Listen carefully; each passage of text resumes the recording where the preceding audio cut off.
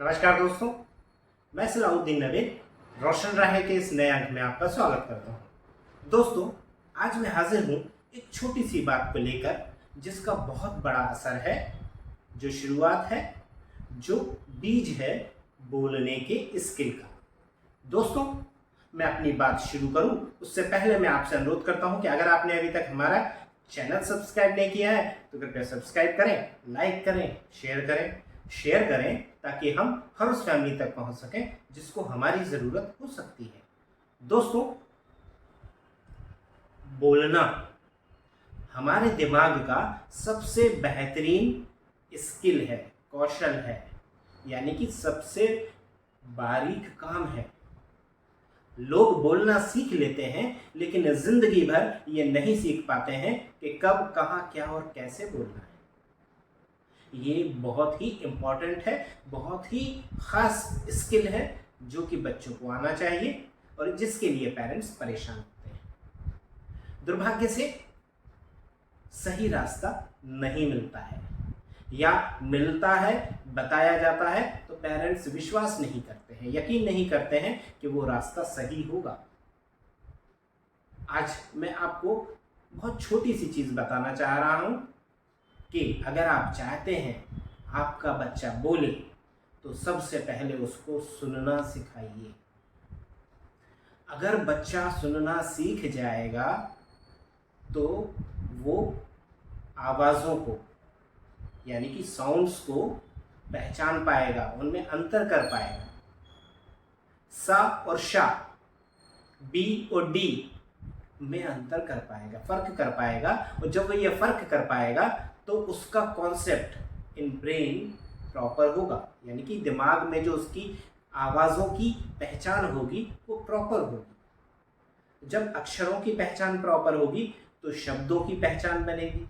जब शब्दों की पहचान प्रॉपर होगी तो वाक्यों की बनेगी, और जब वाक्यों की यानी सेंटेंसेस की पहचान सही होगी तो भाषा बनेगी, और जब भाषा सही होगी तो बच्चा बोल पाएगा। अब यहाँ आप बड़े आसानी से समझ सकते हैं कि बोलने के लिए भाषा चाहिए, भाषा के लिए वाक्य और शब्द चाहिए, शब्दों के लिए आपको अल्फ़ाबेट यानी कि जो हमारी वर्णमाला होती है या लेटर्स होते हैं वो जानना, सुनना, समझना होगा। और उनको सुनने समझने के लिए सबसे पहले आपको सुनना सीखना होगा, यानी कि बच्चे को सुनना सीखना होगा।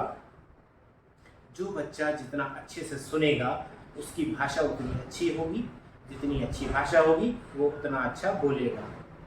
अब सुनना सिखाना या सुनने का कौशल बहुत कठिन होता है। अब बहुत कठिन होता है इसलिए बोल रहा हूँ कि जनरली सामान्य बच्चा, सामान्य व्यक्ति भी सुनना पसंद नहीं करते हैं। क्यों? क्योंकि धैर्य की कमी होती है, क्योंकि मन कहीं और होता है, क्योंकि वो उनको बेकार चीज़ लगती है। और ये हम उन बच्चों की बात नहीं कर रहे हैं जिनको कोई डिसऑर्डर है, हम उन लोगों की बात कर रहे हैं जो बड़े हैं, समझदार हैं, वयस्क हैं। वो भी सुनना पसंद नहीं करते हैं। क्यों? क्योंकि उनका उसमें कोई निहित स्वार्थ नज़र नहीं आता है। इस कंडीशन में जब बच्चा छोटा होता है और उसको कोई डिसऑर्डर होता है तो सुनना उतना ही मुश्किल काम हो जाता है।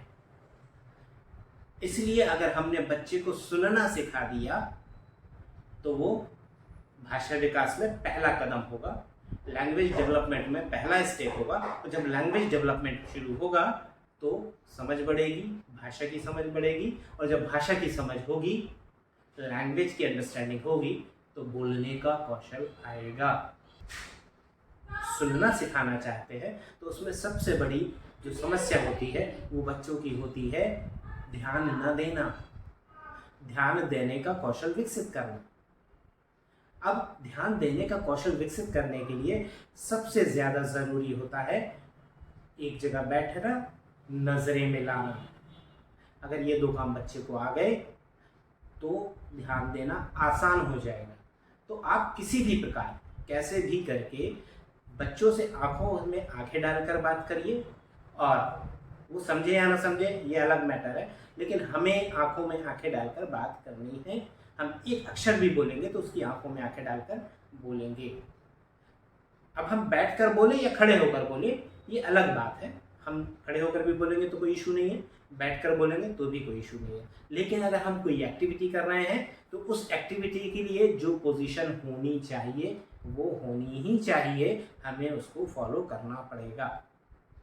तो यहाँ पर ये बड़ा स्पष्ट है कि अगर हम बैठना और ध्यान देकर नज़रें मिलाकर सुनना सीख जाएं तो हमारा भाषा विकास बेहतर हो जाएगा। तो जब भाषा विकास बेहतर हो जाएगा तो कहने की ज़रूरत नहीं है कि बाकी सारी चीज़ें अपने आप इम्प्रूव हो जाएंगी।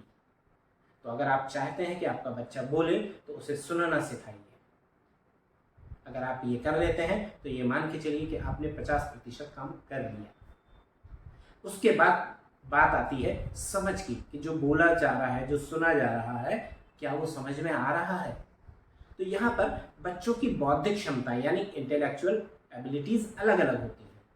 हमें उन एबिलिटीज़ को ध्यान में रखकर उतना ही भाषा को सरल बनाकर, इंटरेस्टिंग बनाकर, इफेक्टिव बनाकर प्रस्तुत करना होगा ताकि बच्चा आसानी से समझ सके। बार बार प्रस्तुत करना होगा ताकि बच्चा आसानी से समझ सके।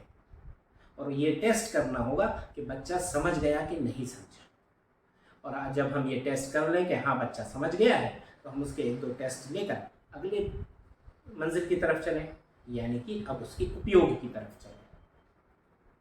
अगर हमने उसे लेना और देना सिखा दिया है, हाँ या नहीं सिखा दिया है, तो अब हम उसका उपयोग डेली लाइफ में करेंगे। अगर आपने सिखा दिया है लेकिन डेली लाइफ में आप उसका उपयोग नहीं कर रहे हैं तो ये इससे बड़ी गलती कुछ नहीं हो सकती है। हम उसको बगैर नीड या बगैर डिमांड के प्रोवाइड कर रहे हैं। बच्चे ने नहीं मांगा, हमने खाना दे दिया, पानी दे दिया, चीज़ें दे दी। उसने इशारा किया, हमने हर चीज़ प्रोवाइड कर दी। उसने इशारा नहीं भी किया, हमने घड़ी देखी 10 बज गया, लो खाना, 12 बज गया, लो पानी, लो खाना। यहाँ हमारी गलती है, बच्चे की गलती नहीं है कि हम उसको मौका ही नहीं दे रहे हैं कि वो अपने सीखे हुए को इस्तेमाल करें। जब तक हम सीखे हुए का इस्तेमाल नहीं करेंगे तब तक हम आगे नहीं बढ़ सकते हैं। ये एक ऐसा सच है जिसे कोई नहीं नकार सकता। हम जितना आवश्यकता पैदा करेंगे, जितनी ज़रूरत पैदा करेंगे, उतना ही बच्चा मजबूर होगा बोलने के लिए, करने के लिए। जब बच्चा बोलने और करने के लिए मजबूर होगा तो वो सीखेगा। अगर आप उसको ये तकलीफ़ नहीं देना चाहते हैं तो आप भूल जाइए कि आप उसको बुलवा सकते हैं या वो बोलेगा। क्यों? क्योंकि आप चाहते तो पूरब की ओर जाना है लेकिन चलते पश्चिम की तरफ है। ये 2 अलग अलग विचार, 2 अलग अलग स्टेप्स आपको कहीं नहीं ले जा पाएंगे। आप चाहते हैं कि बच्चा बोले लेकिन बोलने का मौका ही नहीं है। आप चाहते हैं कि बच्चा समझे पर समझने का कहीं मौका ही नहीं है, तो बात ही ख़त्म हो जाती है, दिशा ही ख़त्म हो जाती है, विकास ही ख़त्म हो जाता है। तो दोस्तों, अगर हम उसको मौका देंगे तो बच्चा बोलेगा, बोलने की कोशिश करेगा। जब वो कोशिश करेगा, हमें ये देखना है कि बच्चे को तकलीफ़ कहाँ है, दिक्कत कहाँ है, वहाँ हम उसे सपोर्ट करेंगे। सपोर्ट करने का मतलब ये नहीं है कि हम उसको सेवा प्रदान करेंगे, ना, हम उसे सपोर्ट करेंगे उसकी प्रॉब्लम को पहचान कर, जहाँ पर हमारा स्पीच पैथोलॉजिस्ट मदद करता है स्पेसिफिक आवश्यकता को पहचानने में और उसको दूर करने में। हम उनकी मदद ले सकते हैं, साइको एजुकेशन थेरेपी की मदद ले सकते हैं। अगर सेंसरी इशू है तो सेंसरी इंटीग्रेशन थेरेपी की मदद ले सकते हैं। कहने का मतलब ये है कि ज़रूरत को पहचानना है और उस हिसाब से मदद लेनी है। यहाँ हमेशा गलतियाँ या कहें कि जानबूझकर की गई गलतियाँ पेरेंट्स और प्रोफेशनल से होती हैं। उम्मीद है आप ये जानने के बाद ये गलतियों को नहीं दोहराएंगे, बच्चे के डेवलपमेंट को लेकर सजग रहेंगे। जब हम बच्चे को मौका देंगे, बच्चा बोलेगा, हम उसको अप्रिशिएट करेंगे, हमारा रास्ता आसान होता जाएगा। हम इसी तरह आगे बढ़ते जाएंगे, बच्चा आगे बढ़ता जाएगा, हमारी समस्याएं कम होती जाएंगी, आगे के विकास के डेवलपमेंट के रास्ते खुलते जाएंगे। रोज़ नए नए टारगेट अचीव करेगा बच्चा और हम और हमारा परिवार खुश रहेगा। दोस्तों, उम्मीद है ये अंक आपके काम आएगा। अगर आपने अभी तक हमारा चैनल सब्सक्राइब नहीं किया है तो कृपया सब्सक्राइब करें, लाइक करें, शेयर करें ताकि हम हर उस फैमिली तक पहुंच सकें जिसको हमारी ज़रूरत हो सकती है। आप देखते रहिए रोशन राहें। मुझे दीजिए इजाज़त। नमस्कार, जय हिंद।